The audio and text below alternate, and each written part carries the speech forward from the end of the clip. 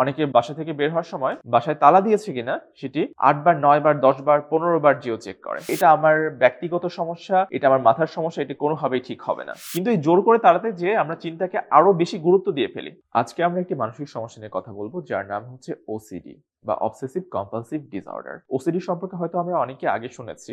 বাংলায় এই রোগকে বলা হয় সূচিবায়ুতা। আমাদের ধারণা যে সূচিবায়ুতা হচ্ছে এমন একটি রোগ যেখানে মানুষ ময়লা থেকে বা আবর্জনা থেকে দূরে থাকতে চায়, সবসময় নিজেকে পরিষ্কার পরিচ্ছন্ন রাখতে চায়, কিংবা হাতে ময়লা লাগলে তার বারবার হাত ধোয়। এগুলো আমরা মনে করি যে ওসিডির লক্ষণ। এগুলো অবশ্যই ওসিডির লক্ষণ, কিন্তু এটাই শুধুমাত্র ওসিডি না। ওসিডি যদি আমরা ভালোভাবে বুঝতে চাই তাহলে আমাদের জানতে হবে যে ওসিডির দুইটি উপাদান আছে। একটি হচ্ছে অবসেশন আর একটি হচ্ছে কম্পালশন। অবসেশন হচ্ছে কোনো নির্দিষ্ট বিষয় নিয়ে এমন কোনো চিন্তা যেটি বারবার আমার মাথায় আসছে এবং আমি চাইলেও আমার মাথা থেকে সরাতে পারছি না। আর কম্পালশন হচ্ছে সেই চিন্তা আমার মধ্যে যে অস্থিরতা তৈরি করছে, সেই অস্থিরতা কমাতে আমি কোনো একটা কাজ করছি এবং সেই কাজটি বারবার করছি। যদি এই দুটি বিষয় কিংবা এই দুইটি বিষয়ের কোনো একটি বিষয় কোনো মানুষের মধ্যে থাকে এবং এটি তার দৈনন্দিন স্বাভাবিক জীবনে বাধা সৃষ্টি করে এবং তার মধ্যে প্রচুর ডিস্ট্রেস তৈরি করে, তখন আমরা সেই সমস্যাকে বলি ওসিডি বা অবসেসিভ কম্পালসিভ ডিসঅর্ডার। সেটা হাত ধোয়া নিয়েও হতে পারে, সেটি অন্যান্য যে কোনো বিষয় নিয়েও হতে পারে। যেমন অনেকের মাথায় ধর্ম নিয়ে অনেক আজগুবি বা অদ্ভুত চিন্তা মাথায় আসে এবং চাইলেও তারা এই চিন্তাগুলো মাথা থেকে সরাতে পারে না। এটাও ওসিডির লক্ষণ। অনেকের একই কাজ বারবার বারবার করতে হয়, একই জিনিস বারবার চেক করতে হয়, এটাও ওসিডির লক্ষণ।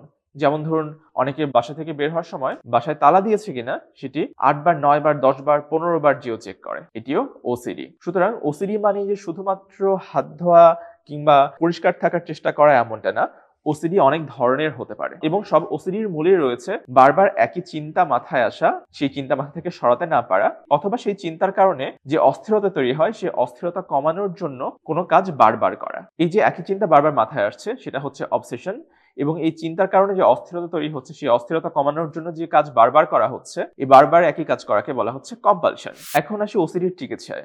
অনেকেই মনে করেন যে ওসিডির হয়তো কোনো চিকিৎসা নেই। আবার অনেকের মধ্যে ভ্রান্ত ধারণা আছে যে ওসিডি হয়তো শয়তানের অসওয়াসার কারণে হচ্ছে, ওসিডি হয়তো আমার কোনো ভুল কাজের কারণে হচ্ছে, কিংবা এটা আমার ব্যক্তিগত সমস্যা, এটা আমার মাথার সমস্যা, এটা কোনোভাবেই ঠিক হবে না। কিন্তু আসলে ওসিডি উন্নত চিকিৎসা বর্তমানে রয়েছে এবং এই চিকিৎসা নিলে ওসিডি নিয়ন্ত্রণ খুব ভালোভাবে করা সম্ভব। সারা বিশ্বে প্রায় 15 থেকে 20 কোটি মানুষ ওসিডিতে ভুগছে এবং ওসিডির উন্নত চিকিৎসা নিয়ে এখন অনেকেই ভালো আছে। ওসিডির চিকিৎসা আমরা দুইভাবে নিতে পারি। প্রথমত আমরা সাইকিয়াট্রিস্টের শরণাপন্ন হতে পারি, যেখানে সাইকিয়াট্রিস্ট আমাদের প্রয়োজনীয় মেডিসিন প্রেসক্রাইব করবেন এবং সেই মেডিসিন নিয়ে আমরা ওসিডি কমিয়ে ফেলতে পারি। এর পাশাপাশি আমরা সাইকোথেরাপি নিতে পারি এবং সাইকোথেরাপি নেওয়ার মাধ্যমে ওসিডি সিগনিফিকেন্টলি কমানো এবং নিয়ন্ত্রণ করা সম্ভব। যারা আজকে ভিডিওটি দেখছেন এবং ওসিডি নিয়ন্ত্রণ করতে চান তাদেরকে খুবই ছোট্ট একটি টিপস দেব। ওসিডির ক্ষেত্রে যাদের একই বিষয় নিয়ে বারবার অতিরিক্ত চিন্তা আসে এবং সেই চিন্তা নিয়ন্ত্রণ করা কষ্টকর হয়ে দাঁড়ায়, সেক্ষেত্রে চিন্তা নিয়ন্ত্রণের একটি সহজ উপায় হচ্ছে চিন্তাকে পাত্তা না দেওয়া বা গুরুত্ব না দেওয়া। অনেক ক্ষেত্রেই আমাদের মাথায়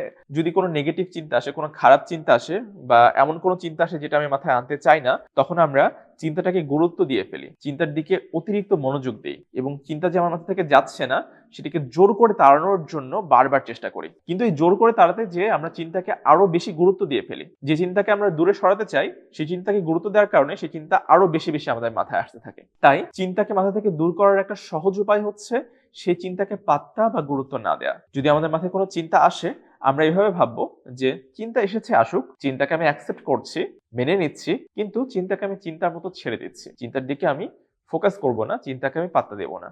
আমার যে কাজ কিংবা যেদিকে আমি আমার মনোযোগ নিবদ্ধ করতে চাই সেদিকে মনোযোগ দেব। যখন আমরা এই চিন্তাকে গুরুত্ব দেওয়া কমিয়ে দেব বা পাত্তা দেওয়া কমিয়ে দেব, তখন দেখা যাবে যে সেই চিন্তাটির শক্তি হারাচ্ছে এবং ওই চিন্তাটি বারবার আমাদের মাথায় আর আসছে না। এটি একটি সহজ টিপস যেটি আপনি ফলো করতে পারেন। তবে যদি ব্যক্তিগতভাবে আপনার ওসিডি নিয়ন্ত্রণ করতে সমস্যা হয়, তবে অবশ্যই একজন অভিজ্ঞ সাইকিয়াট্রিস্ট এবং সাইকোলজিস্টের শরণাপন্ন হওয়া আপনার জন্য জরুরি এবং সেক্ষেত্রে আপনারা মনের খবর ফর কেয়ারে আসতে পারেন, যেখানে অভিজ্ঞ সাইকিয়াট্রিস্ট এবং সাইকোলজিস্টরা আপনার মানসিক সমস্যা যেমন ওসিডি নিয়ন্ত্রণে আপনাকে সাহায্য করতে পারবে।